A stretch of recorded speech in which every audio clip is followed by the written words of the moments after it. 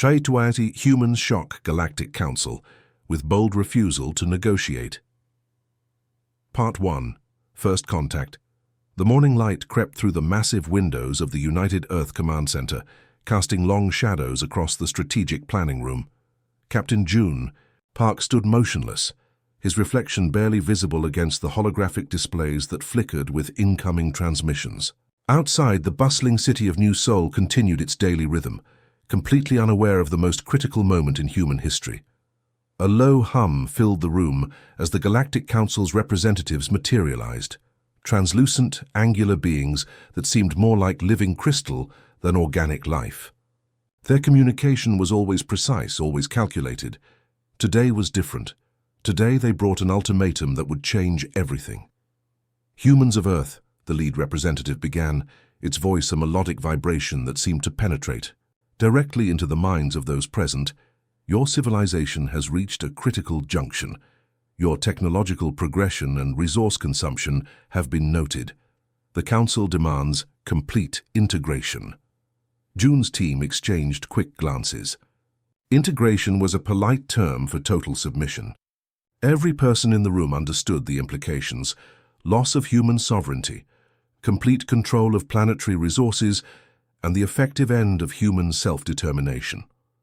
The holographic display shifted, showing complex diagrams of planetary redistribution. Earth would become nothing more than a resource node, its population reduced to managed labor. Centuries of human struggle, innovation, and cultural development would be erased in an instant. Commander Lisa Kim, June's second-in-command, leaned closer to the transmission. Her fingers, calloused from years of space exploration, traced the holographic boundary lines. She recognized this strategy. It was identical to previous Council conquests. Dozens of civilizations had already fallen, their identities stripped away, their unique characteristics dissolved into a homogeneous galactic system. But something burned within the human delegation, a spirit that couldn't be mapped, quantified, or controlled. June's hand rested on the communication console. He knew the weight of the moment. Millions of years of human evolution, generations of survival through ice ages, world wars, technological revolutions. All of it had prepared humanity for this exact moment. The Council representative continued, its crystalline form shifting with each word. "Your compliance is mandatory. Resistance will result in complete planetary neutralization, a neutralization that meant total destruction." The room fell silent. The weight of the decision pressed against everyone's shoulders. This wasn't just a military choice. This was about preserving the essence of human spirit, the unpredictable, passionate, sometimes chaotic nature that had driven humanity from cave paintings to interstellar exploration. June looked around the room. Young technicians, veteran commanders, scientists, and strategists, each face reflected a mixture of tension and something else. Something the Galactic Council could never understand. Hope, defiance, possibility. His fingers moved across the console, not with fear, but with a calculated precision that would soon become legendary. The response would not just be a rejection, it would be a statement, a declaration that humanity chooses its own path. The holographic transmission continued to display its cold mathematical proposal. But in the reflection of the display, June's eyes told a different story. A story of a species that had survived countless challenges, that had transformed every limitation into an opportunity. This was more than a diplomatic moment. This was a turning point for human civilization, and they were ready. Would you like me to continue with the next part of the story, maintaining the same engaging and human-centric approach?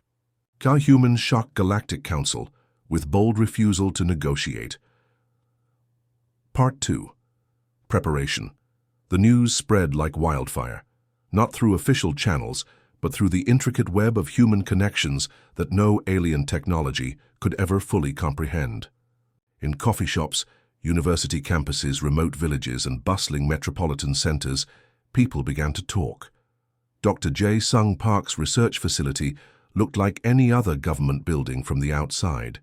But inside, something extraordinary was happening. Walls covered with complex diagrams, holographic models spinning slowly in mid-air, teams of scientists working with an intensity that bordered on obsession. "We're not just building a defense," Jae-sung muttered to himself, studying a molecular structure that seemed to defy conventional physics. His daughter's photograph sat nearby, a reminder of what they were truly fighting for. Not abstract concepts of sovereignty, but real human lives, real human dreams. In Tokyo, a group of young engineers worked through the night. Soo-jin Lee, barely 25, had developed a communication algorithm that could potentially disrupt alien network protocols. Her inspiration came from an unlikely source: traditional Korean network encryption techniques used during historical conflicts. Meanwhile, in the mountains of Chile, a different kind of preparation was underway. Military strategists mapped out potential defense scenarios, but this wasn't like previous human conflicts. They were planning against a civilization that had conquered hundreds of planetary systems. The global response was unprecedented. Countries that had been bitter rivals weeks ago now shared research, pooled resources, unified their communication networks. It wasn't just a military strategy, it was a fundamental reimagining of human potential. Back in the command center, June watched live feeds from research stations around the world. Each screen told a story of human adaptability. In India, programmers developed quantum communication systems. In Nigeria, energy specialists worked on revolutionary power generation techniques. In Brazil, medical researchers prepared biological protection protocols. "We're more than they understand," Jae-sung said, joining June in the observation room. His hands showed years of scientific work: slight tremors, multiple small scars from laboratory accidents, fingertips stained with years of research. Children in schools began learning about planetary defense, not with fear, but with a sense of collective purpose. Teachers explained the situation with a mix of scientific precision and human spirit. This wasn't about winning a war, this was about proving humanity's unique value to the universe. Social. Media exploded with a mix of fear, excitement, and an overwhelming sense of unity. People shared stories of human resilience, tales of survival, of overcoming impossible odds, videos of scientific breakthroughs, personal messages of hope, technical discussions mixed with emotional support. In space research centers, satellite networks were being reconfigured. Traditional communication methods were being replaced with more dynamic, unpredictable systems. The goal wasn't just defense, it was creating a network so complex, so adaptable, that it would be impossible to predict or control. June understood the real weapon wasn't technology. It was something more profound: human creativity, the ability to look at a problem and imagine solutions that no logical system could predict. "They think they know us," Jae-sung said, pointing to a complex holographic model, "but they've never understood what makes humans unique." The preparation wasn't just about building weapons or developing technologies, it was about remembering who they were as a species. A group of beings who had survived ice ages, world wars, technological revolutions, and now potentially an alien ultimatum. Each research station, each individual working on the project, carried a piece of human history. The determination of ancestors who crossed oceans, who looked at the impossible and saw opportunity. As night fell across different parts of the world, the preparation continued, not with fear, but with a quiet, determined hope that would soon shock the entire galaxy. Humanity was getting ready, and nothing could stop what was coming. Would you like me to continue with the next part of the story, maintaining the same engaging and human-centric approach? Humans shock Galactic Council with bold refusal to negotiate. Part 3. Technological response. The workshop felt more like a living organism than a research facility. Wires snaked across tables. Holographic displays flickered with impossible calculations, and the air hummed with an electric intensity of human creativity. Byung-ho Kim stood at the center, his weathered hands moving across a complex interface that seemed to breathe with technological potential. "We're not just building a defense," he whispered to his team. "We're creating a language they've never heard before." Outside the window, orbital shipyards came to life. These weren't the uniform, cold structures of previous space technologies. Each ship bore the marks of human individuality, subtle design variations, personal touches that spoke of the humans who had crafted them. It was more than metal and technology. It was human spirit made manifest. In a small laboratory in Seoul, a breakthrough emerged from an unexpected source. Young researcher Ji-Yoon Park had been studying traditional Korean textile patterns when something clicked. The intricate, seemingly random designs held a mathematical complexity that could revolutionize communication encryption. "Look," she called to her colleagues, projecting a holographic representation of an ancient fabric pattern. "It's not just a design, it's a communication system." The quantum communication system they developed was unlike anything the Galactic Council had encountered.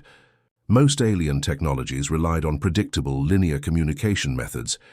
Humans created something else entirely, a network that could change, adapt, and respond with a living intelligence that defied traditional logic.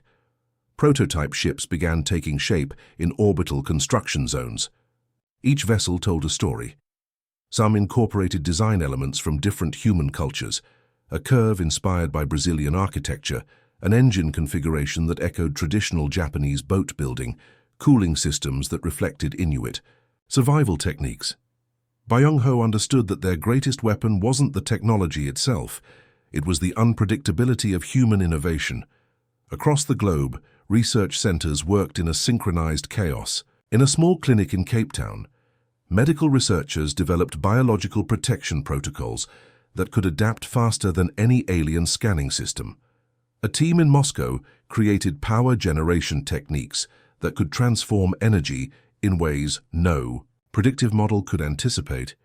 The technology wasn't just about defense, it was about proving a point. Humans were not just another species to be catalogued and controlled. In the command center, holographic displays showed real-time development of their technological response. It wasn't a linear progression. It was a living, breathing network of innovation that could change faster than any external threat could analyze. "They expect us to fight like other civilizations," June remarked to his team watching the displays, "but we're going to show them something completely different." Young engineers worked with veterans, sharing knowledge that crossed generational key and cultural boundaries. A programmer from Mumbai would complete a code started by a researcher in Buenos Aires. A design concept from a student in Jakarta would be refined by a veteran engineer in Toronto. The ships that emerged were beautiful in their complexity. Each one carried the DNA of human creativity, unpredictable, passionate, slightly chaotic. They weren't just machines, they were expressions of human potential.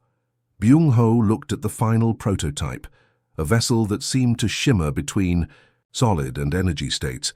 "This," he told his team, "is how humans fight, not with brute force but with imagination." As the first ships prepared for potential conflict, something remarkable happened. The technology they had created was already changing, adapting, growing. It was alive in a way no alien system could understand. The Galactic Council thought they were preparing to conquer a civilization. They were about to meet a force of nature. "Would you like me to continue with the next part of the story, maintaining the same engaging and human-centric approach? Humans shock Galactic Council with bold refusal to negotiate Narration Part 4, The Confrontation." The silence was deafening. Millions watched as the Galactic Council's fleet entered solar space. Massive crystalline ships that had conquered hundreds of civilizations now approached Earth. Their technology gleamed with a cold mathematical precision that had broken countless societies before humanity. Inside the United Earth Command Center, Captain June Park stood perfectly still. His team surrounded him, not just soldiers but scientists, engineers, ordinary people who represented the entire human experience. The weight of generations pressed against their shoulders. Outside, the first alien ships began their standard approach patterns, predictable, methodical. Exactly how they had approached every other civilization they'd conquered, but this time was different. "Incoming transmission," announced Jisoo, the communications specialist. Her fingers danced across holographic interfaces, a subtle smile playing on her lips. The alien representative materialized, a being of living crystal, its form shifting with mathematical precision. "Humans of Earth, The voice resonated through every communication channel. "Your surrender is required. Resistance is mathematically impossible." June's response would become legendary. He didn't shout. He didn't threaten. Instead, he delivered a message that would be remembered throughout galactic history. Each word carefully chosen, each sentence a strategic masterpiece that demonstrated humanity's true strength. "We do not submit," June began, his voice calm and clear. "Our civilization understands something you've never comprehended. Potential isn't measured by conquest, but by the ability to imagine beyond your current understanding." The transmission carried more than words. Embedded within the communication was a technological marvel, a quantum encryption that simultaneously transmitted and disrupted alien communication networks. It was a message and a weapon, poetry and mathematical warfare. Satellite feeds around. The world showed something unprecedented. Instead of fear, people watched with a collective sense of hope. Families gathered, communities united. This wasn't just a military confrontation. This was a defining moment for human civilization. In Tokyo, university students cheered. In Mumbai, researchers watched with intense concentration. From Cape Town to Buenos Aires, humanity watched as their collective potential was about to be demonstrated. The alien fleet began to experience something they'd never encountered. Their systems, designed to analyze and predict, suddenly found themselves confronted with a communication network that changed faster than they could process. Human technology wasn't just defensive, it was alive. Quantum communication systems developed by researchers like Dr. Jae-Sung Park created communication channels that were simultaneously everywhere and nowhere. Traditional alien scanning methods became useless against a network that could transform itself instantaneously. "Your technological models are insufficient," June continued, each word precisely calculated. "Humanity represents something beyond your computational understanding. We are not a problem to be solved. We are a possibility to be explored." The alien representatives found themselves in uncharted territory. Their vast computational systems, which had analyzed and conquered hundreds of civilizations, suddenly encountered a species that refused to be categorized or controlled. Orbital defense systems came online, not as weapons, but as living adaptive networks. Each system carried the creativity of its human designers. A defense mechanism developed by a team in Seoul might incorporate principles learned from traditional Korean martial arts. A communication protocol from a Brazilian research center might include rhythmic patterns inspired by local musical traditions. Humanity wasn't just defending itself, it was rewriting the rules of engagement. As the confrontation continued, something remarkable became clear. This wasn't just a battle, this was a conversation. A demonstration of human potential that would force the Galactic Council to reconsider everything they thought they knew about intelligent life.